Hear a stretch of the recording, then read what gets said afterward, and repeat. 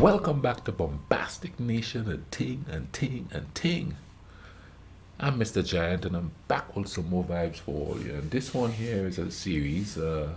This one is World War One, the second part of it. The first one was last week, I do believe. What's that? This one is World War One, the Seminal Tragedy, One Fateful Day in June by Extra History.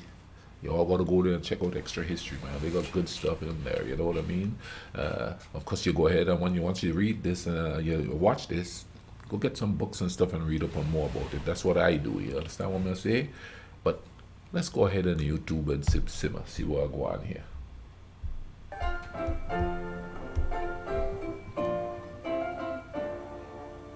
All right, the stage is set. Now let's put the players in their places. Yeah. The curtain opens on the back of a rundown cafe in Belgrade. A young man comes in carrying a package and takes a seat at a table with a handful of other young men huddled around. They still to a hush as he opens the package. Inside is a single piece of paper, a newspaper clipping. The one who brought the package bends over to stare at the page. One of the other young men slides a candle across the table so he can better see. Before him, circled in red, is a headline, and it reads, Archduke Franz Ferdinand to visit Sarajevo. Now we skip ahead a few weeks. We're outside a palace. A resplendently dressed man and woman are getting in an open-top car 100 years ago this year. He is dressed in bright, blazing blue. His chest is full of medals. On his head, a grand horsehair cap. She is wearing a flowing white dress and laughing. He helps her into the car. This is Franz Ferdinand, the Archduke of Austria, next in line for succession to the throne, accompanied by his wife Sophie. They've come to Sarajevo to watch military maneuvers, but really that's an excuse. It's their anniversary. They've come to get away from the stifling courts of Austria, where the Archduke's marriage to Sophie will never be accepted due to her low birth. She was, after all, only a countess. But things have been really tense in this part of the empire. The Serbian agitators have been acting with increased... Here's this, you see, he married somebody, according to them, beneath him. So, he's having issues. And that sort of trickles down into ordinary people's life, not just rich, important, powerful people's life. You know what I mean? People look at you, at who you get married to, and they judge you by that too. You know what I mean? And they don't want to deal with you, or I work in a place where they just talk mad trash about you if you're dating somebody that don't think is worthy of you. They don't think that, because they go by status, they go by looks, they go by that,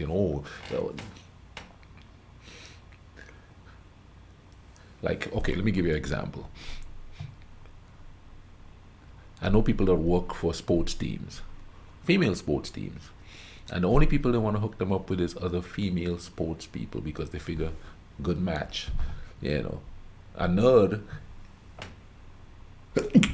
excuse me, anytime it gets cold, I start sneezing. I was just out in it. Or even in high school, it's the cheerleader with the quarterback. You know what I'm saying? She's not gonna go date the darn manager or the water boy. Ew, as if. You know what I mean? So we think we're different from them, but the only difference we are from them is that they have power, money, and nice things, and we're down here, trying to figure out, how to get about stuff. You know what I mean? Of course, too, that's a generalization, because sometimes people just marry real stupid people. I shouldn't say that, but it's the truth. Anyway. Yeah, let's keep going here and see where they're going with this bad boy here. So they're in Sarajevo under the guise of coming to some military vibe, but really they're on a lover's excursion, you know what I mean?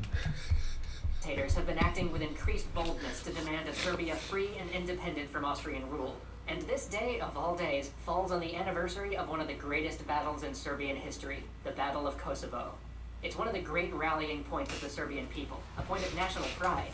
To Serbian nationalists, this is one of their proudest days. And to them, for the Archduke of Austria, the symbol of their oppression, the embodiment of foreign rule, to come here on that day was the greatest insult. Now, perhaps the Archduke had chosen that day to show solidarity, to ease tensions, to make the people of Serbia understand that he cared about their traditions. Maybe he simply didn't know that the day had any special importance, and he was just there to get away. But whatever the reason, he was ill-informed. For on any other day, the events that are about to play out may not have happened. On any other day, this might have turned out simply to be your average parade, an event which wouldn't even go down as a historical footnote in a long and prosperous rule. But something had to happen on this day. It was too symbolic, too important, too grand of a story. And so the first domino is placed in the mad and improbable events of this 28th day of June 1914. So here now, in the sleek black car, the royal couple begins to process down the streets of Sarajevo, flanked by 5 other cars filled with officials and guards. It's a parade. The streets are lined with onlookers, the route has been published, the world knows exactly where the Archduke is going to be. And those young men from that cafe in Belgrade are there in that crowd. They are nationalists. They're patriots. They're assassins and terrorists. They call themselves Young Serbia, and are part of the much more ominously named Black Hand. And they are angry. Angry in the way that only young men can be. And when I say young, I mean that barely any of them had reached the age of 20. They had in them an anger born of ideals, or they had ideals to rationalize their anger. A boldness born of a cause, or a cause to justify the brash kind of risk-taking that truly borders madness. But however you view them, here they were, hidden in the crowd, intent on killing the Archduke. One by one, the Archduke's car passes his would-be assassins. Nothing happens. No attempt on his life. 2 of his assassins ended up succumbing to fear and couldn't go through with the deed. One felt pity for his wife sitting in the car and just couldn't bring himself to pull the trigger. Another one had an equipment malfunction. And so, one by one, Ferdinand passed them, none the wiser, smiling and waving to the crowd, smiling and waving in an open-top car so the world could better see. But at last, on the Kamerja Bridge, an assassin finally steps forward and throws a bomb at the Archduke's car. Seconds before it lands, Ferdinand sees it and dives behind the door of the car as the bomb passes over him and bounces into the street behind. An explosion rips through the ground, mangling the car following them and leaving 20 people wounded and bleeding on the street.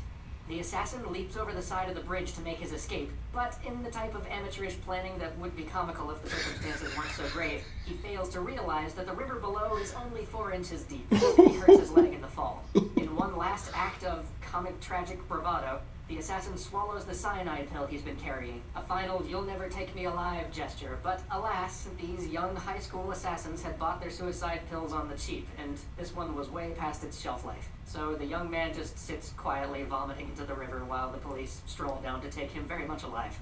The motorcade races back the way it came, sirens screaming, and the city begins to lock down. Another of the young men, a 19-year-old named Gavrilo Princip, watches the cars go by, heart sinking. So it's done, he thinks to himself. It's off. The Archduke is alive. The assassination's failed. He is pretty bummed out. His hopes to be immortalized in the halls of Serbian heroes are dashed. All his dreams of glory just shattered. Overall, it's been a pretty lousy day. So he goes off to pout, thinking maybe a snack will make me feel better. This one young man's comfort snack may seem like a small thing, but it's on the small things that history often turns. Back at City Hall, the Archduke and the mayor are having words. The mayor proposes that the Archduke and Duchess should continue on their trip, but the Archduke thunders back something like, "Are you crazy? You'd have us visit museums while bombs explode on your streets?" And then, in a gesture of gallantry that you don't often see anymore, he proposes instead that they immediately visit the hospital where the wounded were taken after the attack. So they don't hide him in a bunker or spirit him out of the country with a small army of guards like we would do today. Instead, they all pile out to the motorcade and start off towards the hospital. But nobody remembers to tell Franz Ferdinand's driver, and I should mention that this is the Archduke's personal chauffeur. This fellow came along with the Archduke for the trip, but he's Austrian through and through. This guy does not know his way around Sarajevo. And so, as they're making their way through the city, the Archduke's driver makes a wrong turn onto Franz Joseph Street, a street named for the Archduke's father. Meanwhile, our failed assassin, Gavrilo Princip, is sitting outside a deli, eating his consolation snack and starting to feel maybe a little better. And maybe this won't be his only chance, he thinks. Maybe someday he'll have another shot at greatness. I mean, it was a really bad day, but who knows, it could still turn out okay. They'd have to go into hiding for a while, but holy is that the Archduke? Yes, right there in front of him, in the same open-topped car, was the Archduke and his wife. The driver had taken a random wrong turn onto the street where Gavrilo Princip was having a sandwich, and their car had just stalled out trying to back up. 3 strides away. Gavrilo can hear the Archduke and his wife talking from the car. No words, just actions. He stands up, he pulls out his pistol, and he fires 2 shots that change the world. The Archduke looks over, barely noticing the gendarmes wrestling the young man by the car to the ground. His only sight is for his wife, lying quietly on the floor of the car. He reaches out with a hand weak and heavy. Something's wrong with his neck. He can't quite think straight. He sees her and he utters one last wish. Sophie, Sophie, don't die. Live for our children. A man leans over him and asks if he is badly hurt, and he thinks he says, "It's nothing. It's nothing." He repeats the phrase, each time a little more quietly, and neither of them live through the hour. And so our first act is done. A martyred prince and princess, or the death of oppressors. An act of terror or a heroic strike for freedom. An act that relied on 1,000 coincidences. On a poorly chosen date, on a change of plans, on a misinformed driver, and on a sad young man having a sandwich. But no matter how you look at it, it was an act that began the greatest war in history and brought to an end the world that all of these actors knew. This war would change the world. Join us next time and find out how the world... You see? He's trying to be a martyr, but in turn, he probably turned those two into martyrs for their people, and then boom, a war start. You know what I mean? So it's a never-ending cycle there. And they will actually go off to go do a good deed. You know, they go to visit those that were bombed and stuff before. Now, I don't know the history of the Archduke, they call him. I'll have to look that up and see what type of person he was. Oh, comment down below and tell me, all right? Tell me what type of person he is. I'm going to look it up anyway, but, for conversation's sake, drop some comments and stuff in the bottom there, you know what I mean? Listen, man, you all take care of each other, okay? Cool runnings. Hey, link in the description. Extra history.